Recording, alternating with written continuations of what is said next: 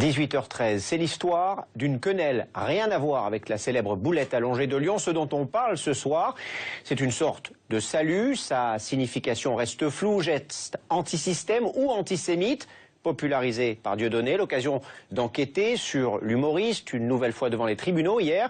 Sa popularité, son cercle rapproché et ses autres fans. Dieudonné, l'inquiétant succès. Reportage de Thibaut Dupont, Quentin Bollier avec François-Xavier Couture et Myriam Alma. C'est un théâtre dont personne ne parle. Un théâtre qui, pourtant 4 fois par semaine, affiche complet. Dès notre arrivée, le personnel donne le ton. Dites bonjour à BFM. Bonjour. Ils vont voir les cannibales et les nazis ont rentré. Le côté sulfureux est revendiqué. Les caméras ne sont pas les bienvenues. Interdiction de filmer le one-man show. À l'intérieur, l'une des personnalités les plus controversées de France. L'humoriste Dieudonné, banni des médias, condamné à plusieurs reprises pour injures à caractère raciste et injures antisémites. Il provoque, il dérape, c'est sa marque de fabrique. Je sais que je vais choquer les gens ce soir. Hein, je serai l'incarnation du mal absolu. J'aurais inspiré Mohamed Merah, Youssouf Fofana et une partie de la Deuxième Guerre mondiale, si t'attends un peu.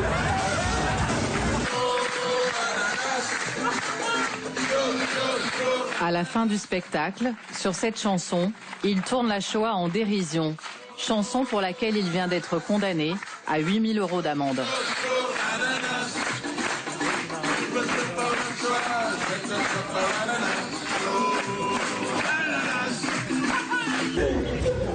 À la sortie, les spectateurs en parlent comme d'un humoriste qui fait partie des plus grands. Depuis des proches, on n'a pas eu quelqu'un d'aussi marrant. Moi, c'est un humoriste, c'est pas mettre à penser pour moi. Et voilà, j'ai ri tout du long. Par moment, on peut être un peu choqué, ça c'est chacun le ressent à sa manière. Pour moi, c'est de l'humour provocateur, après les gens en pensent ce qu'ils veulent. Moi, globalement, il me fait beaucoup rire. Sans aucune publicité, l'humoriste controversé remplit les salles. À Paris, 2 spectacles par soir, plus de 600 personnes à chaque fois. En province, même carton.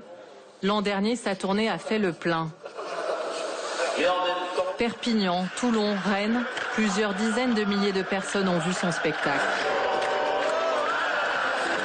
Et le phénomène ne s'arrête pas là. Chers amis internautes, bonjour, bonsoir. Sur Internet, certaines de ses vidéos dépassent plus de 2 millions de vues, comme celle-ci, où il commente l'actualité avec toujours une même obsession. Vous avez vu la visite de François Hollande en Israël. J'avais honte. Vous avez vu notre monarque socialiste se prosterner devant ses maîtres. Israël, les Juifs, la Shoah, des thèmes qu'il utilise régulièrement. Les attaques peuvent parfois être violentes, comme cet extrait que nous avons entendu le 5 décembre dernier lors de son spectacle, à l'encontre du journaliste Patrick Cohen. Patrick Cohen a fait une liste noire de personnes que l'on ne doit pas interviewer dans les médias. Quand je pense à ça, c'est dommage qu'ils aient arrêté les chambres à gaz. La popularité de Dieudonné inquiète les associations de lutte contre le racisme, comme la LICRA, mais aussi l'un des représentants de la communauté juive de France. Il porte une responsabilité sur la banalisation de l'antisémitisme, du racisme, du rejet de l'autre. Il le fait avec humour et peut-être avec un certain talent, mais on montre de l'animosité, même avec le sourire, même avec de l'humour. Ça a des conséquences. Ces provocations, qui enfreignent parfois la loi, sont une marque de fabrique, mais aussi une stratégie. Une stratégie commerciale pour Christelle Camus, qui a produit la dernière tournée de Dieudonné. Moi, au début, quand j'ai lancé la tournée avec Dieudonné, j'ai dit Dieudonné, il va falloir des affiches pour coller dans la rue. Affiches, flyers, comme je fais avec tous les artistes. Et il m'a dit non, non, ne t'inquiète pas. Les associations vont bien s'occuper de faire la promo pour nous. Quelles associations? Les associations juives. Mais en fait, en saisissant les maires, à chaque fois comme avec Monsieur Juppé à Bordeaux, il y a eu un communiqué de presse, comme quoi la LICRA demandait à Monsieur le maire l'interdiction du spectacle de jouer. Et donc, ça vous fait la une des journaux. Donc après, ça vous a fait vendre plus de places? Mais énormément. On vendait 1000 places par semaine dès qu'il y avait un article qui sortait. Elle a fait ses comptes. Avec 26 dates, la tournée a généré des recettes de 2 millions d'euros, avec la vente de produits dérivés comme des affiches ou des t-shirts. D'ailleurs, la productrice est aujourd'hui en conflit avec Dieudonné pour des raisons financières. De leur tournée, il lui reste ses photos prises à la fin de chaque représentation. Une foule en délire, quelques personnes exécutant des saluts nazis, comme ici à Rennes. Un public qu'elle a fréquenté pendant 9 mois. C'est beaucoup des hommes, à partir de 30 ans, même 20 ans, 30 ans, 40 ans.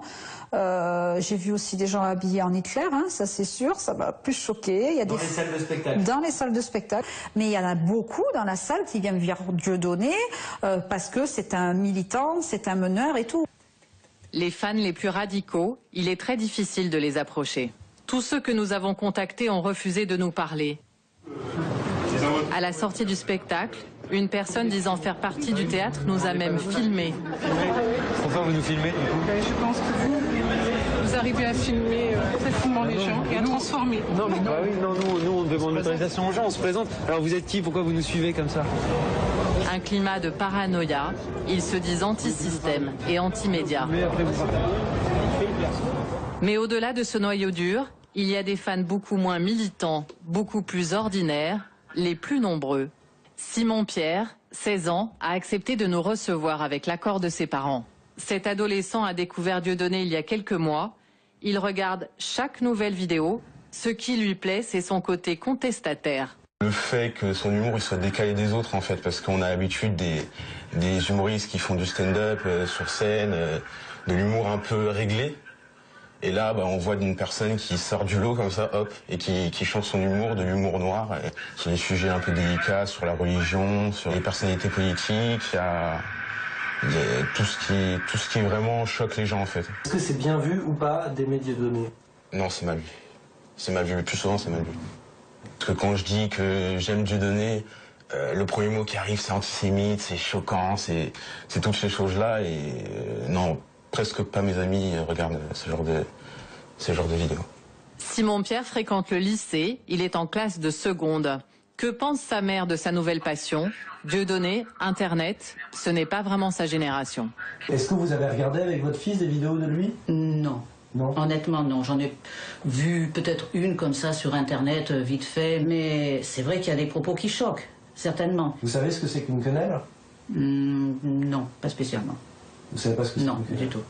La quenelle, c'est le signe de ralliement d'une communauté, la dieudosphère, à laquelle Simon Pierre appartient.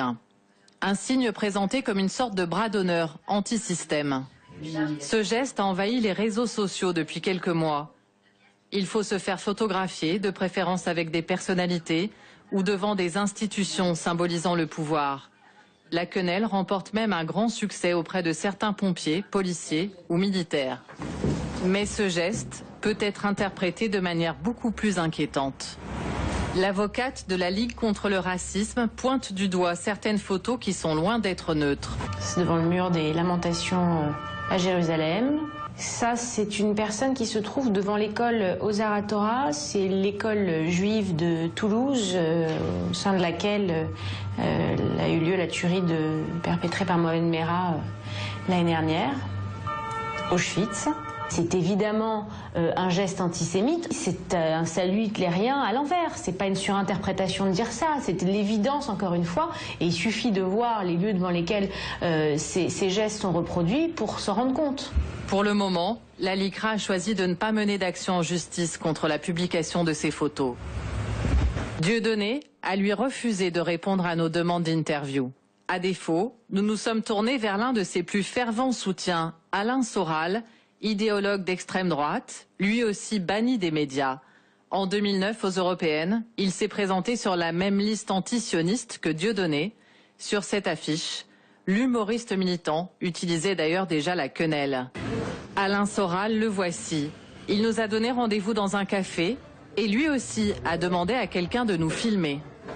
On contrefilme l'interview, comme ça nous on mettra l'interview complète. Comme ça les gens pourront voir ce que c'est que les médias mainstream et la manière dont ils manipulent le monologue. Et voici donc sa réponse sur la quenelle. Il y a de tout.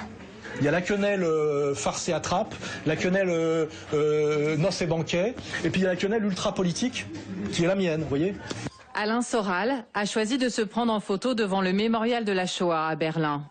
Quel est le message? Comment vous décririez le message, c'est vous commencez à nous faire chier, vous, la toute-puissante communauté juive organisée, dite communauté sioniste. La logorée va commencer, 38 minutes au total. N'a rien à voir avec cette histoire. L'intégralité de l'interview sera diffusée sur son site internet, qui lui aussi rencontre un relatif succès. Certaines de ses vidéos atteignent plus de 200 000 vues. Pour Alain Soral, comme pour Dieudonné, le web est devenu le moyen de diffusion, le moyen de toucher le plus grand nombre. Alors faut-il les ignorer? Faut-il leur donner la parole? Éric Nolot vient d'écrire un livre d'entretien avec Alain Soral. Pour lui, le boycott est contre-productif, comme avec le FN dans les années 90. Pendant des années, on nous a dit ça n'existe pas le FN. C'est une bande de fachos, faut les laisser, faut pas leur parler. On ne parle pas avec eux et on ne parle pas d'eux. Vous voyez le brillant résultat, ils sont à plus de 20% dans les intentions de vote. Et en plus, Marine Le Pen passe maintenant à la télévision 3 fois par semaine. Donc cette tactique n'a pas marché du tout. On essaye de faire la même chose avec Soral et Dieudonné. Ça ne marchera pas non plus. Et au contraire, ça les conforte dans une posture de victime, de martyr. Je trouve ça mal joué, en fait, de transformer ces types en martyrs. Pour combattre leurs idées, Éric Nolot dit qu'il faut dialoguer et les réfuter face à face.